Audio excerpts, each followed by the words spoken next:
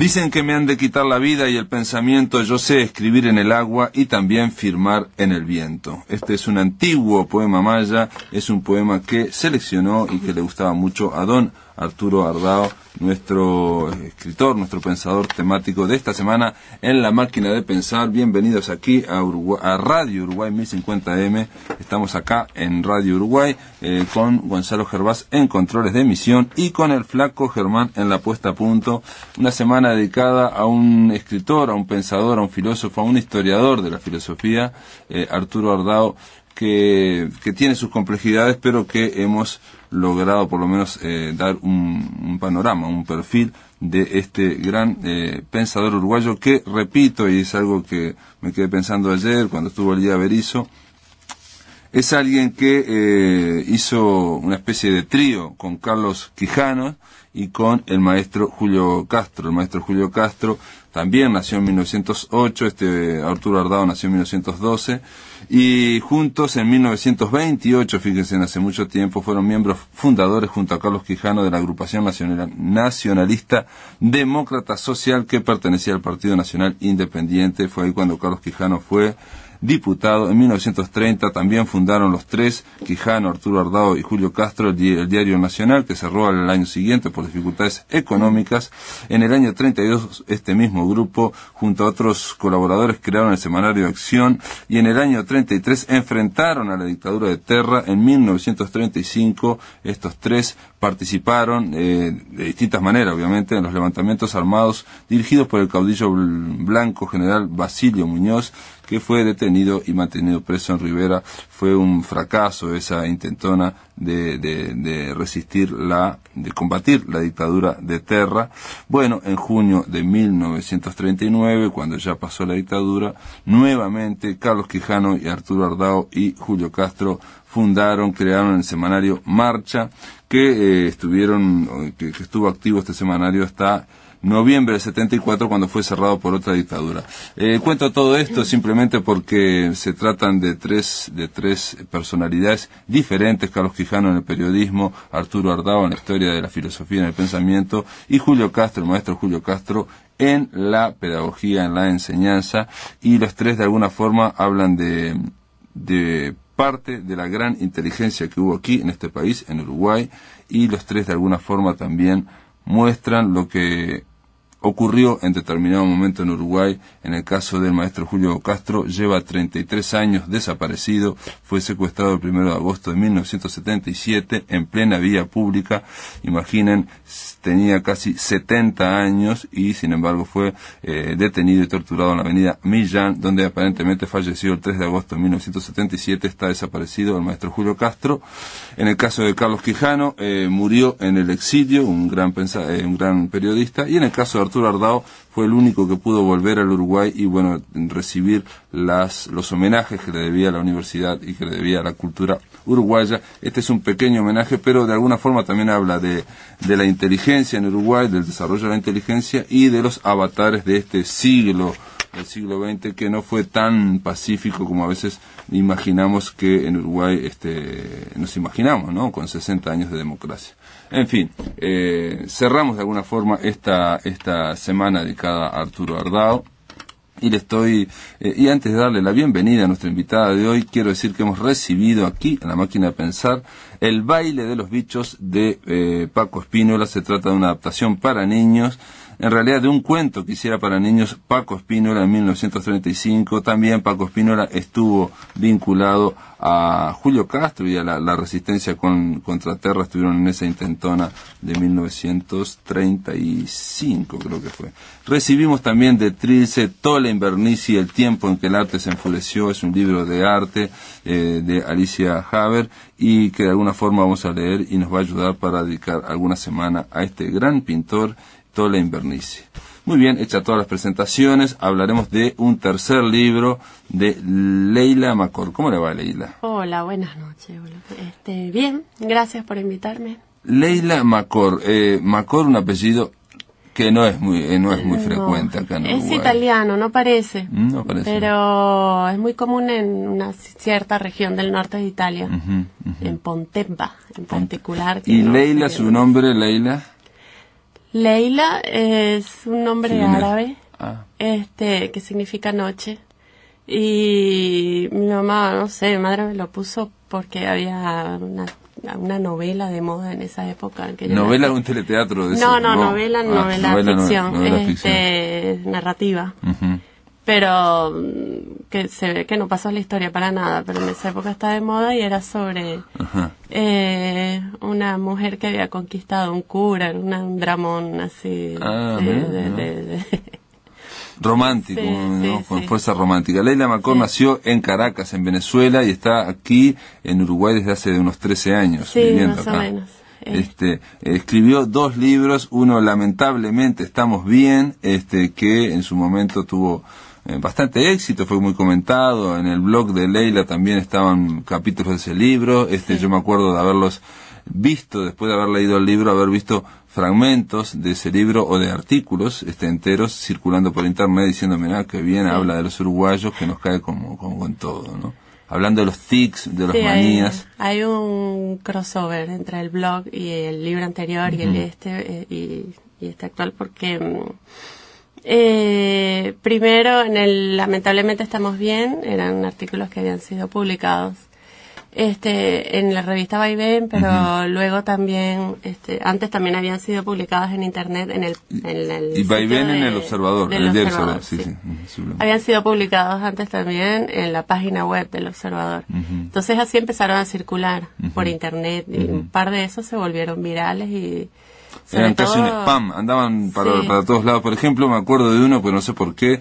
Estamos hablando primero del libro anterior, ahora vamos a hablar del libro que presentaste hace muy poquito, que estás promocionando. El libro anterior se llamaba Lamentablemente Estamos Bien, a partir de una frase que Leila había escuchado en un censo en Malvin, viste, cuando estaban censando y una familia le dicen, bueno, ustedes tienen microondas, tienen tienen lavadora, tienen auto, tienen no sé qué, y ella dijo, sí, tenemos todo eso, lamentablemente estamos bien, ¿no? Exactamente, sí, es un libro en el que traté de retratar ese sentimiento de culpa que tienen muchos uruguayos cuando por estar están bien. Cuando están bien. Sí, y en ese esfuerzo en demostrar la melancolía como con un estandarte. Sí. O esa autodefensa diciendo que alguien se compra una camiseta que está muy bien, una camisa, un pantalón, dice sí, pero fue en rebajas en tal lado, ¿no? Exactamente. Es decir, tratando mirá que me salió barato, mirá que me salió barato. Pienses que sí, siempre tienes que estar justificando. Yo lo que pensaba de ese libro, te lo decía fuera de micrófono, lamentablemente Estamos Bien, que tuvo bastante éxito porque de alguna forma se hablaba de con un tono bastante, digamos, bastante frívolo, por decir, no trascendente, o sea, en plan liviano, decía con una mirada extranjera, o sea, una mirada de afuera, decía, mira, yo creo que los uruguayos son casi marcianos y pasa tal cosa, tal otra. Exacto. Por ejemplo, había un artículo que decía, los uruguayos tienen problema con el cambio, chico. Sí, y sigo teniendo problemas yo por eso. Sí, porque constantemente hay que esperar que el proveedor sea el que te dé cambio. Digo, eso en un mundo ideal. En el mundo, en el resto del planeta vos vas y pagas y el proveedor tiene, digamos, el almacenero o el claro, o y el, él es el que o se el ocupa. guarda tiene cambio. Pero acá uno siempre te preguntan, pero no tenés. Vas a comprar algo y te preguntan, te piden los proveedores el cambio. Y uno, bueno, no, lo siento, pero el cambio lo tienes tú o es problema tuyo, no problema mío. Y he tenido algunas discusiones al respecto, pero ese artículo en particular es el que me ha generado más respuesta de gente, extranjeros y nacionales, ¿no? De gente que me dice, sí. Confirma eso. Sí, porque... Confirma que en Uruguay hay cambio chico o hay alguien que se lo está quedando todo, entonces el resto de la gente no lo tiene, ¿no? Exacto, hay alguien que está acaparando. Está acaparando el cambio chico. Claro. Entonces hace que cuando uno va... a mí me pasó hace 2 días, por ejemplo, que fui a comprar una tarjeta ante y digo, voy a pagar para que me den cambio, ¿no? Con 500 pesos y justo, no, si puedes tener, no sé qué, 100 pesos, porque aquí no tenemos al final. Me sacaron todo el cambio cambio a mí, yo pagué todo y me fui con los Tiene que ser uno el esfuerzo de ir a otra tienda, pedir cambio, rogar por él. Sí. O a comprar otra cosa en otro lado. Un detalle que... Y te hace sentir culpable por tener un billete de alta denominación. Claro, la culpa es tuya, porque venís a pagar con 500 pesos, con 1000 pesos, y bueno... Bueno, y vos, si tenés plata... ¿Qué te crees que es un banco esto? Sí, es este. Eso, mirá, no sabía que se había tenido tanto éxito ese pequeño artículo. Ese y lamentablemente estamos bien que estás mencionando tú, y también circuló mucho uno de sobre los pozos azules. Los fulanos pozos azules que nadie conoce, que son así como un gran misterio, todo el mundo habla de ellos, los nombran en los textos escolares como una de las maravillas que hay que visitar.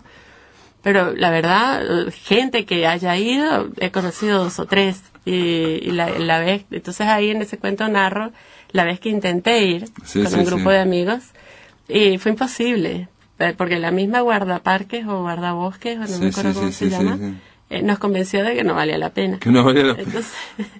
No, aparte está como la idea de que eran, de que los pocos uruguayos que iban ahí no volvían, por ejemplo, ¿no? Ahí estaba. Claro, como un triángulo de las Bermudas. Sí, exacto. Todo el mundo hablaba de los pozos azules, pero nadie, sabía exactamente cómo eran o mostraban unas fotos. Para finalizar había uno que a mí me gustaba, pero no quizás por esto que estamos diciendo, y uno lo hace constantemente, el tema de los uruguayos con su baja autoestima, o que creemos que estamos viviendo en un país que bueno, que es más o menos, que no da para enorgullecerse demasiado. Cuando encontramos a un extranjero, decir, bueno, ¿y por qué viniste acá? ¿Qué estás haciendo acá? Sí, exacto. Y ahí vos tenías que decir varias respuestas. Una es, te estabas huyendo del narcotráfico. Hay que justificar, exacto. Es algo que no logran comprender, que viene a ser un extranjero acá, exacto. O te sigue te busca el Interpol. Bueno, el Interpol no es que te busquen, pero... O te pusiste de novia con el tercer cónsul de la Embajada de Venezuela. Algo extraño andás. O sea, no es que vos viniste, elegiste y te quedaste. Sí, no te creen eso. O tenés que esgrimir una razón, una fundamentación para decir que por qué viniste. Exacto. Y ahí vos escribís una cosa muy linda, creo que fue en ese, que decías que, por ejemplo, los uruguayos, los montevideanos, no te aceptaban la respuesta de, bueno, vine por la Rambla. En la Rambla hay gurises jugando con sus padres al fútbol. Sí. Y también hay viejitos y también hay gente joven que anda en otra. Es lo más democrático que hay, la Rambla. Me gusta mucho yo amo esta ciudad cada vez que voy a la Rambla. Porque tiene ese ambiente. Por ejemplo, en Caracas cuando yo vivía allá, ahora me imagino que estará más acentuado aún, estaba muy sectorizado. O sea, cierto tipo de gente va a cierto tipo de lugares. O sea, es como dividido por tribus, ¿no? Y a la Rambla va todo el mundo y no es de nadie. O sea, no es que cierto grupo de gente se lo apropie porque haya un grupo de chicos de 25 años tomando cerveza y en otra. Hagan sentir incómodos a los viejitos que fueron a pasear al perro. Es todo muy muy idílico. Vos llegas a decir casi que es una especie de tesoro, que es un paisaje casi evangélico o algo así. Claro, porque... Para demostrar que digo que esa puede ser una razón para quedarse en Montevideo, en Uruguay, y no esgrimir otras razones. Los paisajes evangélicos de Uruguay. Venga a visitarnos. Claro, porque es cuando los evangélicos te muestran esos folletos que siempre brilla todo. Sí, y están todos contentos. Sí, todos felices, con leones. Sí, exacto, todo en un paraíso con cascadas y gente de toda clase. No, los jóvenes tomando cerveza no están ahí, pero es mejor que un paisaje evangélico, entonces. Bueno, pero es mejor, pero entonces, te quiero decir como comparar con eso, pero sí. No, a mí también me pasó hace poco, ahora estoy pensando que conocí a un español con el tema del Festival Leñe, y había alguien que creí que estaba organizándolo y me dijo, no, yo vivo desde hace 8 meses aquí, un español, ¿no? Un catalán. Y lo primero que dije, ¿qué haces acá? Lo primero que me surgió fue me acordé. Digo, no, pero yo también lo pregunto, ahora yo también me quedo atónita. ¿Qué? ¿Qué estás haciendo acá? Yo estoy hace acá 13 o 14 años, no sé, ya no saco más la cuenta. No hay que sacar. Leila, Nosotros los impostores, para terminar, era un libro que hablaba de los tics, las manías de los uruguayos, aunque al final ya hablaba de casi cualquier cosa que le pasaba a Leila McCord en Uruguay, ¿no? Sí. Y ahora el siguiente libro, que se llama Nosotros los impostores, que tiene un prólogo de Ana Fornaro, un prólogo muy lindo de Ana Fornaro, donde habla de la sutileza de este libro, de la prosa, y donde habla de la observación sutil de determinadas escenas. A mí dije, pero estamos hablando de otro libro. Claro. Y efectivamente era de otro libro que no tiene nada que ver con los uruguayos, lamentablemente estamos viendo, ¿no? Exacto, no es solo otro objeto, es otro concepto también. No es la gente no debe esperar una segunda parte del libro sobre los uruguayos, porque eso es un tema que ya está ya está agotado. Pero, y Leila, ¿no será que para vos estaba agotado, pero porque cuando viniste a Uruguay, como venías de afuera, veías muchos tics y manías y todo eso diferentes con Venezuela, y después de vivir tantos años ya no ves tantas diferencias? Claro, en parte sí, pero en parte que tanto, o sea, tampoco me voy a transformar en una uruguayóloga que viene acá a opinar para el resto de mis días sobre el entorno, la idiosincrasia de los seres que me dan cobijo. O sea, no. Aparte era con un látigo, no usted criticaba, pero a veces elogiaba. Me acuerdo cuando hablabas de las Navidades, que acá las Navidades son tan sobrias, la gente disfruta, pero no le restriega al otro las Navidades, de que la obligación de ser feliz, como ocurre en Estados Unidos, en Venezuela, toda esa... Claro, Uruguay es un lugar perfecto para estar solo en Navidad. Porque... Vos sabés que una vez hablando con Elvio Gandolfo me decía que Montevideo es una ciudad que protege o ayuda a la soledad. En cambio, para él Buenos Aires es una ciudad muy dura para alguien que está solo, es muy dura. Sí, estoy de acuerdo, sí, totalmente. Y por las otras ciudades que he conocido también, es esa misma no ostentación de los uruguayos, tampoco están ostentando su felicidad, por lo que no te golpea, ver, o sea, qué sé yo, por ejemplo en Navidad, que es un extranjero, está solo en Navidad, o sea, está todo el mundo comiendo asado con su familia, entonces eso es algo que al principio pegaba mucho, a mí me pegaba mucho. Ahora, bueno, ya no, ya pasó tiempo, pero claro, si hubiera tenido esos a mi alrededor, esos decorados tipo Nueva York, era para matarse. Acá lo que sentías por la calle era olor asado y nada más. Entonces, está bien. No sufrió tanto Leila McCord cuando vino aquí. Bueno, muy bien. Después de la pausa, continuamos aquí en La Máquina de Pensar, hablando de nosotros, los impostores. En el aire de Radio Uruguay, La Máquina de Pensar.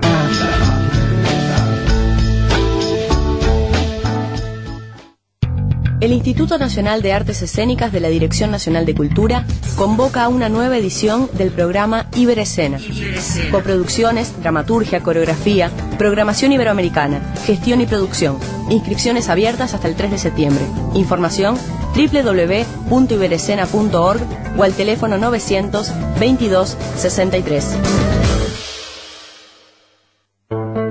El Instituto Nacional de Artes Escénicas de la Dirección Nacional de Cultura presenta Material Sánchez Trilogía. Viernes, sábados y domingos de agosto en Casa de los Siete Vientos. Gonzalo Ramírez 1595. Teléfono 419-2598. Por más información, cultura.mec.gov.uy.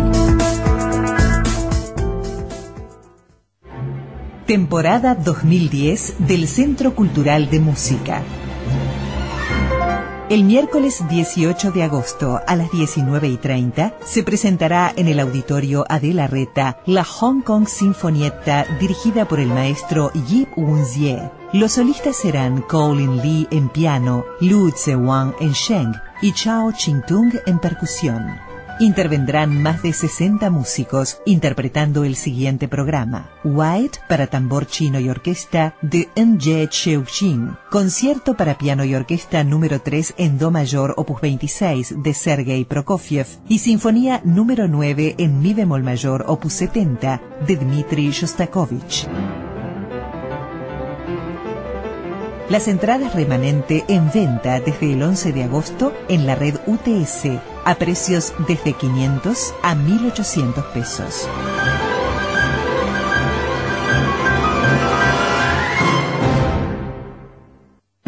A las 4 de la tarde. 4 de la tarde. 4 de la tarde. 4 de la tarde. Y los domingos a las 9. A las 9. El Tungelé.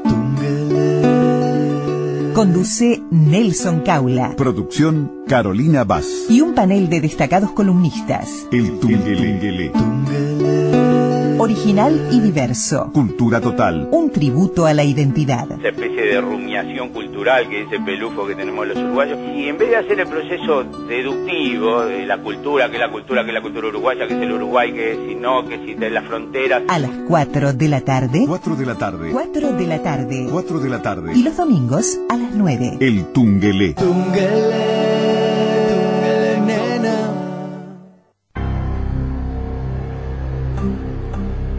Somos Radio Uruguay, 1050 AM, Montevideo, Uruguay, con su repetidora 103.9 FM en el departamento de Colonia.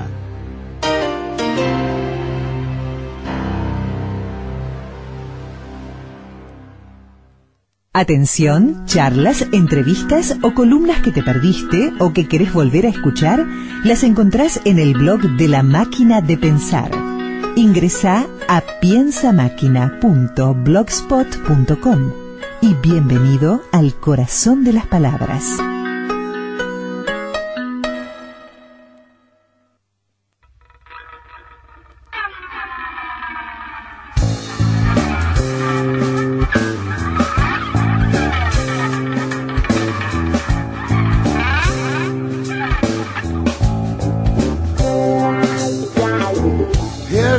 Over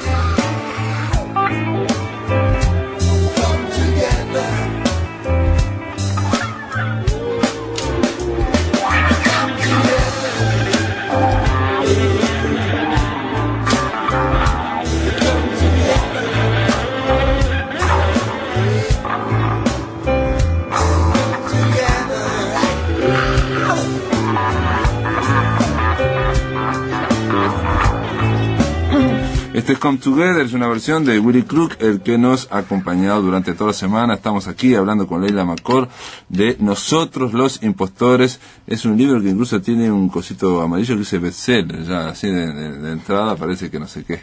Y son también artículos, Leila, son como notas que obviamente algunas habrán figurado en el blog, sí, y donde vos hablas también de determinadas situaciones, escenas de la vida real, pero ya no con un análisis fino de los uruguayos, sino más bien de cosas que nos pasan a todos, ya hablando de, digamos, de la humanidad y de vos misma, ¿no? Exacto, todos como gente. Es un libro más universal, entendiendo, o sea, sin querer ser pretenciosa, sí. Nadie entiende por universal lo que nos toca a todos, ¿no? Y por eso es como si abriéramos un círculo concéntrico más amplio sobre el libro anterior, donde ya empiezo a hablar de todos, o sea, no de los uruguayos, o sea, viene a ser el mismo estilo, el mismo tipo de notas, a mi juicio, con mejor prosa. Sí, mejor escrita, sí. Yo te dije que se notaba con un vuelo más menos periodístico, digamos, Claro, y porque tenían otro destino también, pero que se amplía, como que amplía el público, amplía el ridículo, amplía la crítica, y me incluyo a mí misma también, que también lo consideré importante. No, y aparte aquí hay más, en vez de, digamos, referencias a los uruguayos, que las hay también, hay más autorreferencias a, a manías y tics no de los uruguayos, sino tuyas, o de cosas que pueden ocurrir ya no solo en Uruguay, ¿no? Porque por medio de internet alguien recibimos fotos de un, ¿cómo es? Un silo que hay en la Antártida, ¿no? En el polo, ¿no? En el polo norte. El almacén de semillas. Que hay un almacén de semillas donde hay 200.000 millones de semillas, o 200.000 semillas. En Noruega. En Noruega, donde tienen congeladas todas las semillas, digamos, para que en caso de un caos, un apocalipsis, ahí eso se mantenga, ¿no? Sí, eso es uno de los cuentos, porque leí una noticia en un momento. Pero es que te llega el PowerPoint. A mí me llegó, incluso digo uno. Yo no lo recibí. Yo lo recibí y dije, pero eso será verdad, será real, porque aparte te muestran las instalaciones y te muestran además que en el caso de que se terminara la energía eléctrica, por la forma que está puesto, el hielo que lo recubre también permitiría. Ese almacén de semillas es el futuro de la humanidad, es nuestra garantía de que siempre vamos a poder comer fideos para el resto de la historia del planeta. Porque, sí, lo que te decía, el PowerPoint no lo conocí, pero leí una noticia que algo así como, no sé, Costa Rica envió su semilla de no sé qué a Noruega, al almacén de semillas Me puse a buscar a ver qué almacén era y sí, resulta que tiene no sé cuántas millones de semillas. Ahí salvaguardadas en el permafrost ártico, que no sé bien qué es, pero es algo muy frío. Sí, que está metido en una montaña. Polo Norte. Y entonces por mucho que caigan meteoritos encima o que le caigan 40 bombas atómicas, ahí eso siempre va a estar. Entonces yo me empecé a imaginar, perfecto, viene una tercera guerra mundial, nos morimos todos, quedo yo viva con 3 o 4 tipos más. ¿Cómo llego yo? Voy a Noruega, consigo el almacén. ¿Y cómo lo abrís? O sea, todo, cómo lo abro y después cómo siembro la semilla, que va a tener instrucciones en todos los idiomas. O sea, como las bolsitas como son, yo no sé sembrar en este PowerPoint te mostraron las bolsitas, pero también no había ninguna instrucción. Entonces me puse a imaginar eso, lo escribí y después, bueno, otra opción, digamos que más bien va un sueco que está más cerca, tiene más posibilidades de llegar. Está esto un pire. Sí, no, pero aparte terminás el artículo diciéndole que, bueno, si bien para vos no sirve para nada, ya mirás a los noruegos con otros ojos y lo ves como tipo serio, diciendo, mirá, ustedes por lo menos la tienen nada. Los noruegos son gente que piensa a largo plazo, definitivamente. Sí, los empecé a respetar, porque viste que tienen uno tiene esa idea de que son esa gente del norte de Europa, uno los ve como ingenuos, ¿no? Como grandotes e ingenuos. Otra cosa que puede ocurrir en otros lados, hablas contra los esotéricos evangelizadores y hablas contra, digamos, el auge del esoterismo que hay. Sí, y eso es común a todo Occidente, como mínimo. La fantasciencia. Sí, sobre todo se vuelve muy difícil en el ser escéptico. O sea, uno cuando es escéptico, uno decidió ser escéptico. Llegó un momento que yo dije, por lo menos, ¿sabes qué? No creo en el zodíaco, no creo en... Puedo más o menos... En el horóscopo. Creer en una energía positiva o eso, qué sé yo, puede ser. Sí, si uno piensa ciertas cosas, tal vez te ayude, pero no supongo que las estrellas digan mi destino. Entonces... pero hay muchas cosas laterales a toda esa forma de pensamiento esotérico que lo que tiene es que los que creen en eso son fundamentalistas, o sea, fuerzan al escéptico como a mí a dar esas cosas por sentadas, a que también tengamos que creer en eso. Entonces te preguntan de qué signo eres, o te hablan de su feng shui, o te hacen colgar cositas no sé cómo, porque la energía de la casa y no sé qué. Y por mucho que yo diga, no, pero no creo en eso, se vuelve para ellos una cuestión, te ven como si tuvieras un grandísimo problema, ¿no? Decís en el momento, en general los escépticos no cuestionamos las adaptaciones urbanas de mitos chinos, precolombinos, greco-romanos. Convivimos con creyentes de pseudociencias como la astrología, la programación neurolingüística, la imposición de manos, psiquismo, la adivinación por runas, línea de mano, gorra de café, pecas o qué sé yo. Pero porque además escuchamos con condescendencia que nuestra casa está o no armonizado, que nuestra pareja nos absorbe las ondas alfas. Claro, lo digo mejor ahí, que como estaba tratando de explicar. No, pero al final esgrimís, decís que planteas el principio de Leila. Sí. O sea, que eso queda para los esotéricos, pero la general fue también, el principio de Leila dice, la energía positiva de una persona es directamente proporcional a su fundamentalismo esotérico. Exacto. O sea, los esotéricos no respetan al escéptico, y mientras más esotéricos son, más fundamentalistas son en la imposición de su fe al escéptico.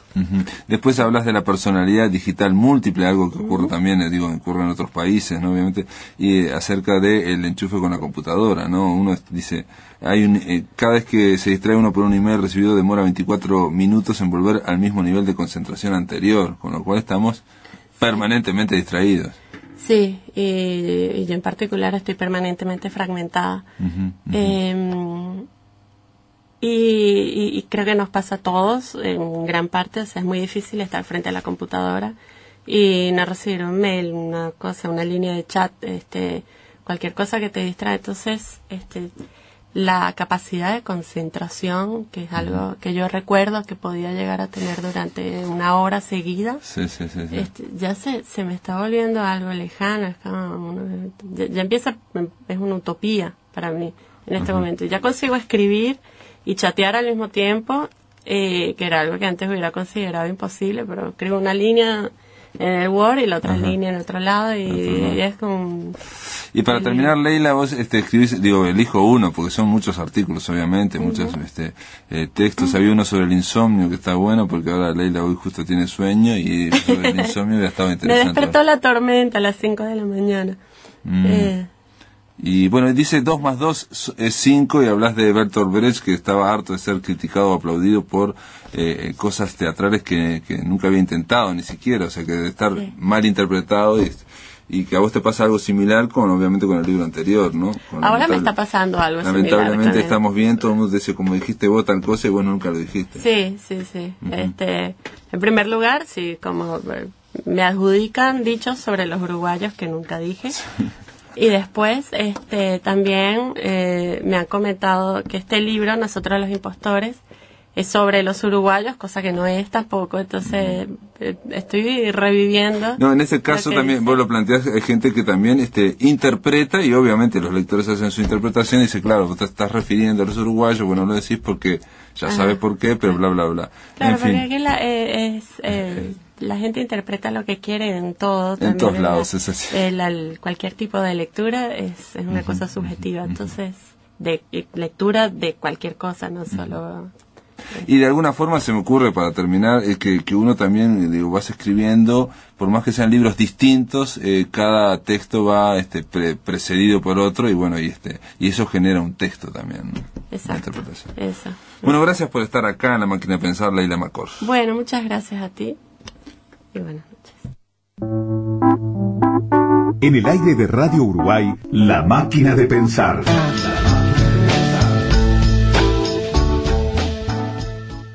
En República FAP llamamos a gente como Laura. Hola. Doctora en una mutualista, para informarla. Sí, rápido, decime. Cada uno da lo que recibe. Ajá, ¿y cómo es, a ver? Luego recibe lo que da. ¿Pero no hay otros costos? Nada es más simple. Ajá. No hay otra norma. ¿Y la plata sigue siendo mía? Nada se pierde, todo se transforma. Hablemos. Con tu compromiso más el nuestro, vas a lograr la mejor jubilación. República AFAP. Más rentabilidad. República AFAP. Gana un país. El Instituto Nacional de Artes Escénicas de la Dirección Nacional de Cultura presenta Material Sánchez Trilogía. Viernes, sábados y domingos de agosto en Casa de los Siete Vientos. Gonzalo Ramírez 1595. Teléfono 419-2598. Por más información, cultura.mec.gov.uy. El SODRE convoca a presentar proyectos. El SODRE comunica que recibirá proyectos de los interesados en participar en su temporada de Cámara 2011, que se realizará en el Auditorio Nelly Goitiño. Los mismos deberán ser presentados entre el 1 de septiembre y el 15 de noviembre del presente año en Dirección Artística del SODRE, Auditorio Nacional Adela Reta, Andes esquina Mercedes, piso 3. Los proyectos serán analizados por la Dirección Artística y oportunamente se comunicará a los seleccionados.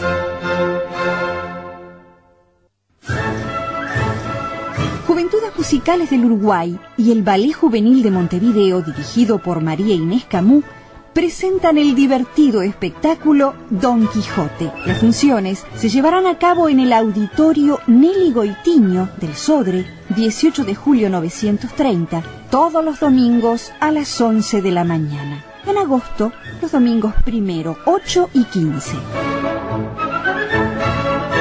Público en general, 120 pesos. Niños hasta 12 años, 80 pesos. Socios de Juventudes Musicales, entrada libre. Auspician Ministerio de Educación y Cultura, SODRE, Intendencia Municipal de Montevideo. Apoyan a Gadu y Sudey. Organiza Juventudes Musicales del Uruguay.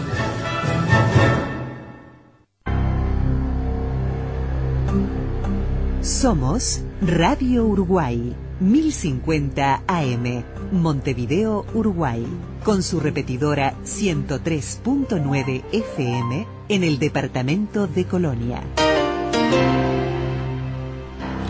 Muy bien, ahora vamos a oír la entrevista que realizara Rodolfo Santulo a Eduardo Rizzo allá en España en la Semana Negra de Gijón.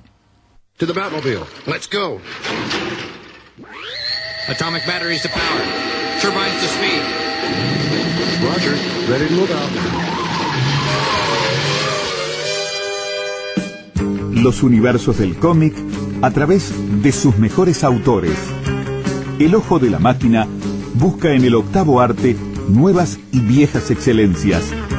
Más allá de la viñeta, personajes, historias, eventos de un arte narrativo que crece con el tiempo. Más allá de la viñeta.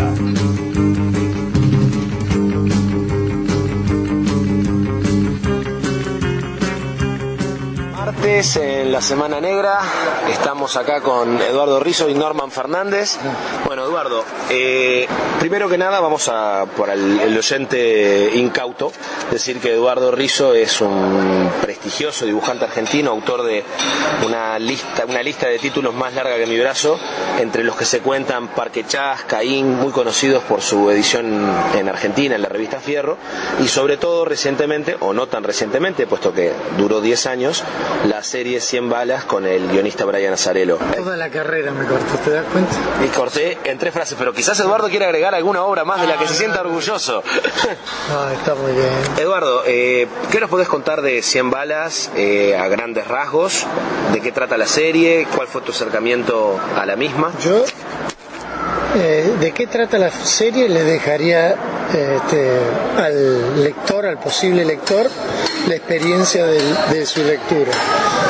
Lo que sí puedo contar que para mí fue una experiencia magnífica realmente, porque, bueno, a pesar de haber hecho series largas, esta es la mayor de todas, sin duda. 11 años trabajando en una historia, no lo había hecho antes.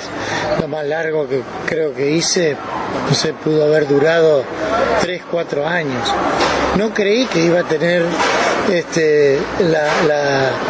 la nobleza ni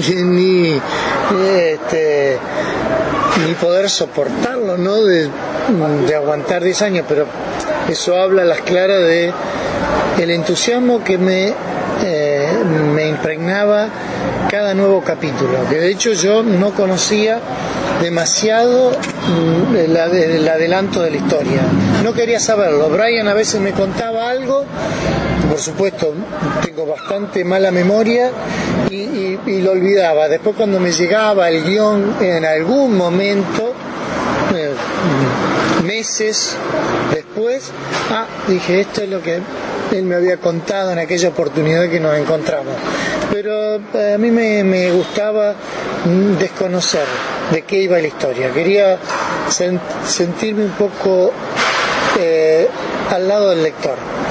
Y la parte artística, ¿hiciste algún giro dentro de tu dibujo para encarar esta obra nueva? ¿La enfrentaste de alguna manera particular? En principio, lo que sí tuve en claro de que para el mercado americano yo no tendría la misma opción que pensando en el mercado francés o el italiano. Dije, bueno, tengo que repensar de alguna manera mi estilo, entre comillas,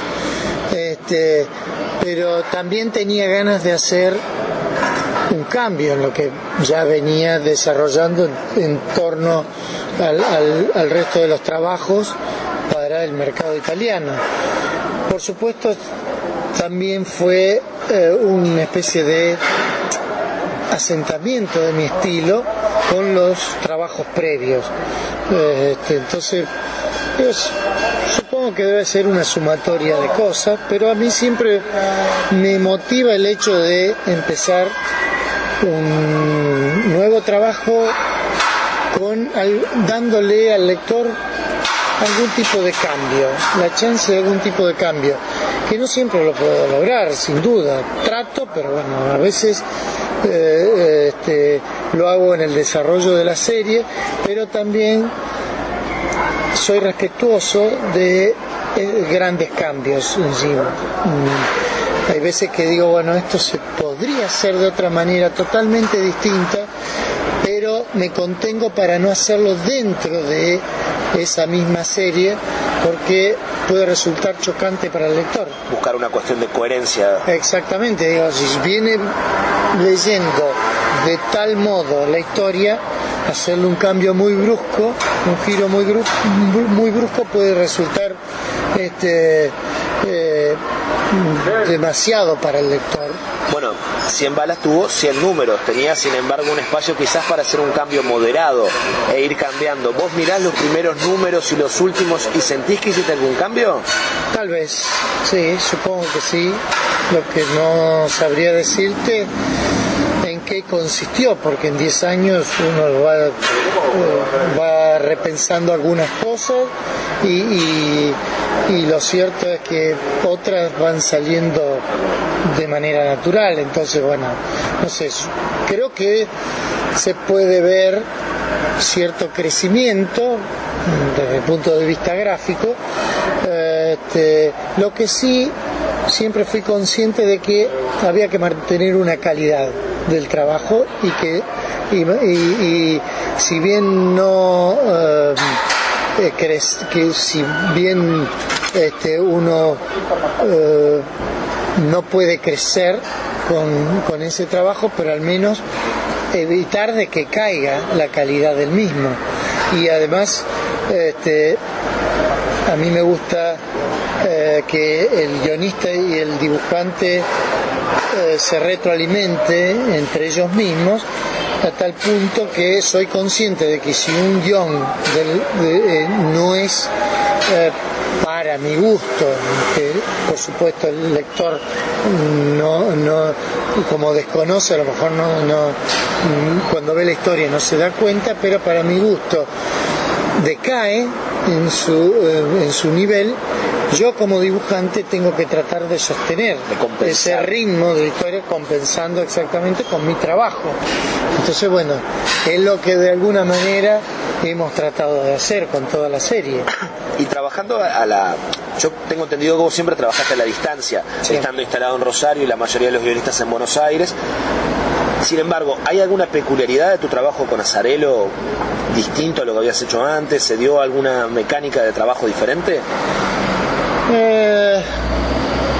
Mira, de alguna manera lo único que se dio con Azzarello es que primero la barrera idiomática que yo... Bueno, ahora podés aprovechar y podés criticarlo duramente, no va a entender nada de lo que estamos hablando. Pero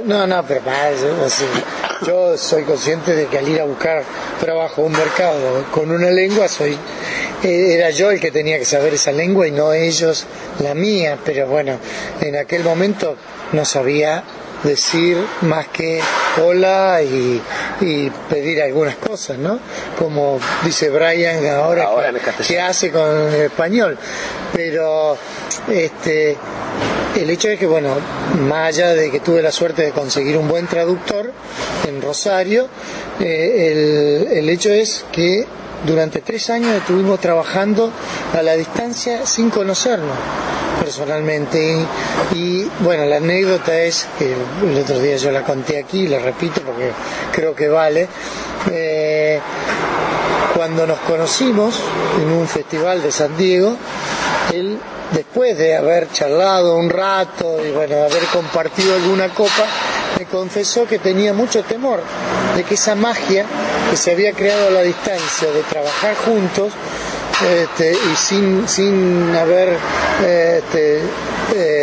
intercambiado nada, ninguna palabra, durante tanto tiempo se rompiera al conocernos personalmente, ¿no? Esas cosas, esa cuestión de que no me gusta tu cara o no me gusta una falta de cómo química, hablas, exactamente. Falta de química en persona, claro. Pero bueno, no resultó así, por el contrario, como si hubiéramos sido vecinos y sí, además, compañeros de... Hay que reconocer que Azzarello es un gringo raro, es como un gringo, parece italiano. En general, es decir, yo noto que tanto, al menos lo que me tocó en suerte, guionistas, como bueno, muchos dibujantes son abiertos en ese sentido, bueno, deben serlo para obtener el mejor trabajo posible, digo. Y sí, es un trabajo en equipo. Exactamente, es decir, ambos sabemos que estamos haciendo historieta, él es consciente de eso y bueno, deja suficiente espacio para que uno pueda desarrollar la gráfica tranquilo, sin ningún tipo de inconveniente.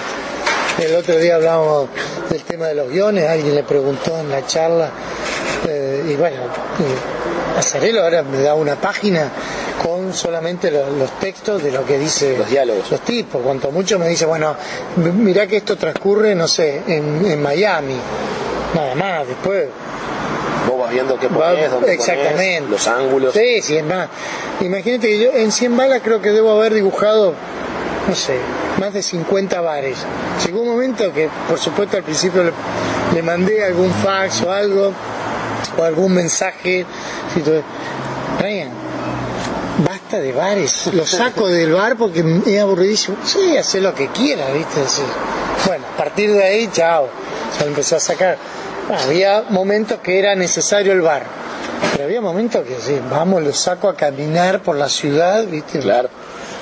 Si no, es muy tedioso. Bueno, acá intercalamos una pregunta con Norman. Norman Fernández es uno de los organizadores de la Semana Negra y además uno de los responsables del catálogo sobre la exposición 100 balas que se presentó acá en la Semana Negra junto a Pepe Gálvez. Norman, ¿por qué es una exposición de 100 balas? O sea, ¿qué importancia tiene esta serie aquí en España? Bueno, la idea de hacer una exposición sobre 100 balas era algo que en la Semana Negra ya había surgido varias veces, ¿no? Yo, en concreto, soy seguidor de la carrera de Riso desde que se publicaba Parque Chas en los años 90 en las revistas de Tutein, editor, en España, y he ido siguiendo su carrera, unas veces mejor y otras peor, por esto de las ediciones. Y la Semana Negra, aunque es un festival multicultural en el que hay cabida a todo tipo de expresiones de la cultura popular y por tanto el cómic ocupa una cancha importante, bueno, el germen fue la novela negra y entonces claro, lógicamente más pronto o más tarde tendríamos que dedicar una exposición a 100 balas, que es el cómic de género negro pues más importante que se ha hecho en la última década. La verdad es que también decidimos que sería mejor esperar al final de la obra, conociendo que la obra tenía un final, una fecha de conclusión, pues para qué hacerlo cuando quedan por publicar un año o dos, ¿no? Entonces esperamos a que la obra concluyera, esperamos también a que concluyera su edición en España para que el público pudiera acceder a toda ella. Y bueno, la repercusión de la obra que está teniendo en España yo creo que es bastante buena. No hay más que ver la cantidad de gente que acude a la exposición, que se interesa, que conocen la obra, que les hacen preguntas a ellos sobre un personaje o sobre otro, que por qué a este lo matasteis tan pronto, por qué el otro pues le tratasteis tan mal. Entonces sí que es una obra que ha calado en el público, y ha calado en el público porque es una obra que está muy muy bien hecha. Tanto Brian como Eduardo son cada uno en su campo, son dos artistas excepcionales, o sea, son únicos, no son comparables a nadie, y claro, la conjunción construye una obra que es única. Y más si hablamos del género negro, en el que sí que ha habido muchas obras a lo largo de la historia, pero muy pocas con una cantidad y calidad como tiene 100 balas. Bueno, y ustedes que no saben cómo es Norman como crítico, es realmente austero y lapidario, así que esto es de los más severos. Los más severos que yo he conocido. Bueno, junto con Galizzi. Junto con Silvio Galizzi, quien anda por aquí en la Semana Negra también presentando su película. Y nos mira y pregunta qué estamos diciendo de él. Bueno, Eduardo, ¿qué depara el futuro?